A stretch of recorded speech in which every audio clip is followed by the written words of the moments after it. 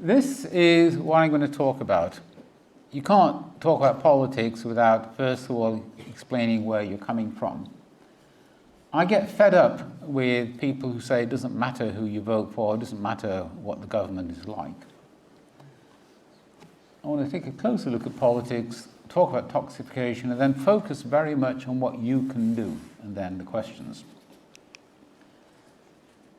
I have been a politics junkie since the age of 10. I've lived in the UK since 1952. I'm now 72. And always lived within about 3 miles of where we are right now. And all 4 of my kids were born in Whittington Hospital, which used to occupy the land where this school is now. And I've been a politics junkie since about the age of 10. In 1960, the glamorous John F. Kennedy was running for the American presidency against Richard Nixon, and that's, I think, is where my interest in politics comes from.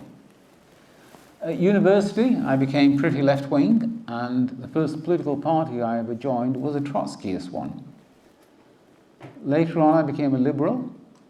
I then spent 36 years inside the Conservative Party until the 23rd of July 2019. And just as a quickie, can anybody tell me what's special about that day? Nope. It's the day that Mr. Johnson became the leader of the Conservative Party. That's the day I resigned. And since 2019, I've been a Liberal Democrat. So let's start with the question of why government matters. And so people who say that government doesn't matter, is unimportant, it's quite easy to disprove that. You will need one good example. And the example that I've chosen is to compare South Korea and Pakistan. Pakistan because it's the country where I was born. South Korea because I wanted another country that didn't have much in the way of natural resources. In fact, Pakistan is much better endowed for natural resources than is South Korea. 1950, when I was born, they were pretty similar in terms of wealth, income per person. South Korea was slightly ahead of Pakistan, but not by much. And the Korean War had not yet happened. That started later in 1950 and raged for 3 years and basically devastated South Korea completely. But look at them today. South Koreans are now 8 times as rich per person as Pakistanis. What's the difference? Nothing to do with natural resources. It's to do with the quality of government in South Korea and Pakistan in between. So what do governments actually do? They collect taxes. Governments are allowed to take your money away from you and call it taxes. They spend, they make laws saying you can't do certain things, you have to do other things, and some things you're allowed to do if you want to.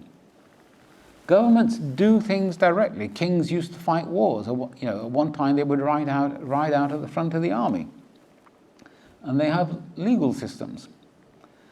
And that division, the 3 colors that I've used, is a fundamental division that you see in all governments between how laws are made, what the executive that actually does things, and the judiciary that decides what the law is. And who actually does the governing? Where does the legislature come from? And all kinds of models have been seen throughout human history. Ancient Athens, where the democracy, the word comes from and the concept comes from, basically all 6,000 or so male free Athenians, so leave out the women and leave out the slaves, they used to get together collectively on one big place and actually take decisions about what the city should do. And where do leaders come from? The Athenians used to choose some of the leaders just by lot, literally random lottery, like who gets the short straw, it's your turn to be leader for the next year. Obviously, lots of other ways that you can select leaders, either because they simply grab power, or because they were the son of the previous leader, or because you elect them. And in every government, there are fundamental tensions between these three parts of the government that I mentioned before. Take the simplest example, the judiciary. Who decides what judges get paid? How do judges get chosen? Right now, and for months and months and months, there have been massive demonstrations inside Israel because the Israeli government wants to change the way that judges in Israel are chosen. Because ultimately, it's judges that decide whether what the government is doing is lawful or not. Now, how do you learn about how to organize governments, how to decide between the relative powers of the executive, the judiciary, how they should be chosen? You live in Britain, all of us. The problem with Britain is that the British Constitution is complicated and very hard to find because it's not written down in one place. People say it's an unwritten constitution. That's not quite true. There are lots of places to look where things are written down, like the Cabinet Manual, but there isn't certainly a single one place you can go and look for the Constitution. And the other problem with the British Constitution is that it just sort of grew and happened and changed over time without people really thinking about it. And in my view, the best way to understand Britain and the British Constitution, and indeed all other countries, is to pick one place where they really did think about it and where they wrote it down and look at how they dealt with those issues. Because when you do that, you won't just understand America, although that's pretty important by itself, given that America is the most important country in the world. You will have a far better understanding of the issues that underlie the British Constitution, its strengths and its many weaknesses. And the United States of America started with a clean sheet of paper. It's a brand new country. They had had a revolt, a revolution. They've managed to throw out the forces of King George III. And the 13 former British colonies had decided to come together and they had to run themselves. And they had a false start. They had something called a confederation, a confederacy, and under Articles of Confederation, which just didn't work. So they then started again. They had a constitutional convention to draft and write a constitution. And that constitution, even today, with a few bits added on, is still only 19 pages long, which means you can get it free, download it, and you can read it. I read it for the first time in my mid-20s as a small paperback, and it was a small paperback because it had lots of guidance about it and explanations. But just read it. You couldn't find the British Constitution in a single place. More challenging, because the Constitution is nice and short, is something called the Federalist Papers, which many people have never heard of. The Federalist Papers were written by three people to persuade Americans to support the new Constitution. And they were written because it was trendy in those days to write these things anonymously, not under their own names, but using names like Publicius and so on. But the three anonymous authors were people who were all subsequently went on to great things. Alexander Hamilton became the first Secretary of the Treasury, and he became the hero of a musical by Lin-Manuel Miranda. It's a great musical. I've seen it in London. And I think it's been on in Manchester. James Madison became the fourth President of the United States, and John Jay, the third author, became the first Chief Justice of the United States Supreme Court. There are 85 of them. They're pretty long altogether, 656 pages. And I've got a confession. I realized a few years ago I was being a hypocrite because I would occasionally say to people and write things down in tweets and so on about the importance of the Federalist Papers. And of course, I actually hadn't read them. I knew about them.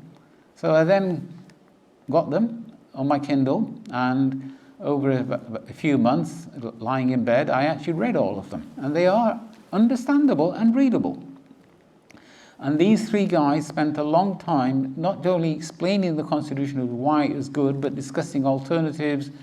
And when you read what they have to say, it really helps you to think better, not just about an American Constitution, but about the Constitution of any other country. And a friend of mine said, I was giving you too big a challenge to say, go and read 656 pages, and he said I should pick a few. So I picked one. Start with number 71, which is about 3 pages. Read that, and then see if you can manage some more. But I do strongly recommend reading them, and you'll be incredibly better informed, not just about America, but about how any country should be run and the issues involved in running a country. So going on to what's going wrong with the world, toxification.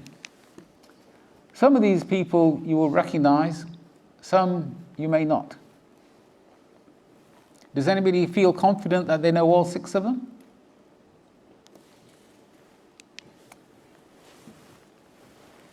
Apart from the obvious ones, I've got Viktor Orban in Hungary and Jair Bolsonaro in Brazil and Erdogan. And all of them have very common behavior patterns, which is why I've lumped them together. They've done different amounts of damage to the world, some of them actually far less damage than they would if they could have had their way. Trump in particular was president for 4 years, but he was incredibly constrained by the United States Constitution. If you listen to some of Trump's speeches when he was running for office in 2015 to 2016, he talks as if he's going to become king.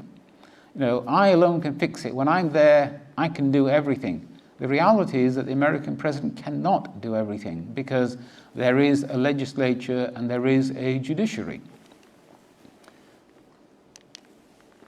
But all of these populists work from a common playbook to a greater or lesser extent. They divide people between authentic Hungarians and foreigners, Jews, cosmopolitans, authentic Turks compared to inauthentic Turks, true Russians compared to people who are gay.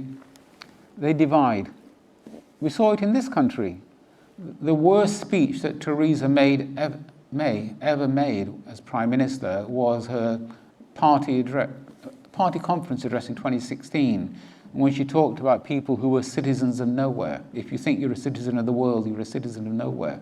Incredibly divisive. They try to take control of the media. And again, in some countries that is easier than others. Putin has done that totally in Russia. Erdogan has done that in Turkey. And the Turkish media is now all controlled basically by friends of Erdogan. They try to eliminate legal checks by taking control of how judges are appointed. That's happened in Hungary. It certainly happened massively in Turkey. In Russia, there has never been an independent judiciary in Russia because of the hangover of communism. They have elections. Putin only got 76% in the last election because he knows that if he got 99%, it would make him look bad. It would look like a fix. So they don't want to win by too much, but the opposition can never win. And there's a phrase, because the best countries in the world to live in are what we call the liberal democracies of Western Europe, for example, countries like Scandinavia, Denmark, Sweden, Norway, Germany, even Britain. So he talks about illiberal democracy, where it's still democracy, but it's not the liberal democracies that he's against. And I think he could genuinely copyright that phrase. So where do you come in? What is your duty?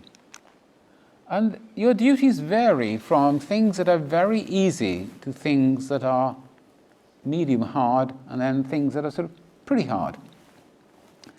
The easiest thing of all is to vote.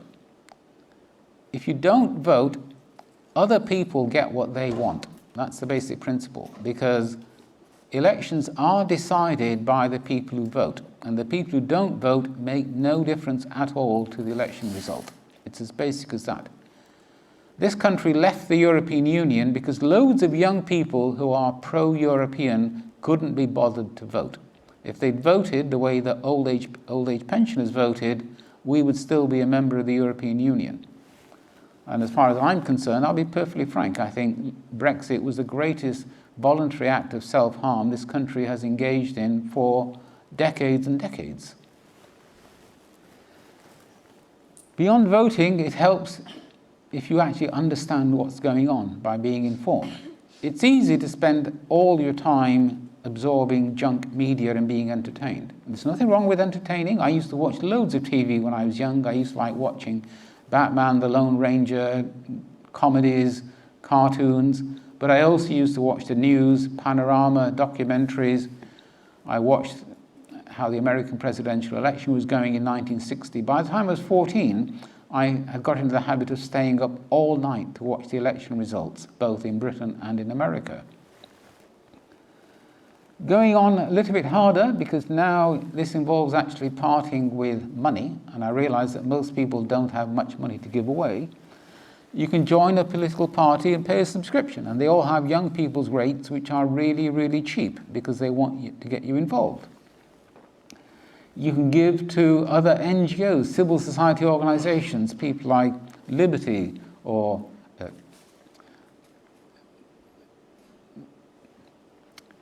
I'm trying to think of the Amnesty International. There's an endless number of voluntary organizations that you can give money to, and every pound really does make a difference. Harder than money for most of us, certainly harder than money for people like me, is giving time. And you can get involved by giving your time to a political party, the basic act of delivering leaflets. That's how political parties get their message across, because they don't have much money to pay for postage. It's literally putting leaflets through doors. Social media activities. Harder still is standing for office, either as a councillor or as a member of parliament, something I have never done, apart from 1 year when I was a paper candidate. A paper candidate means that the party wants to have a candidate on the ballot paper, but they know you're not going to win and they're not going to try.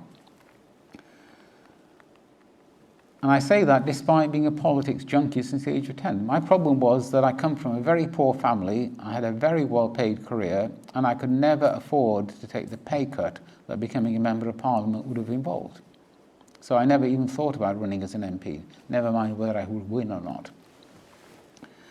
So there's an enormous range of things that you can do. And if you don't do these things, we will have a government, and it will be a bad government. And you could end up like Russia, where a small group of people who decided to make a war, because the views of the rest of the Russian people don't count, because they have just abdicated and switched off.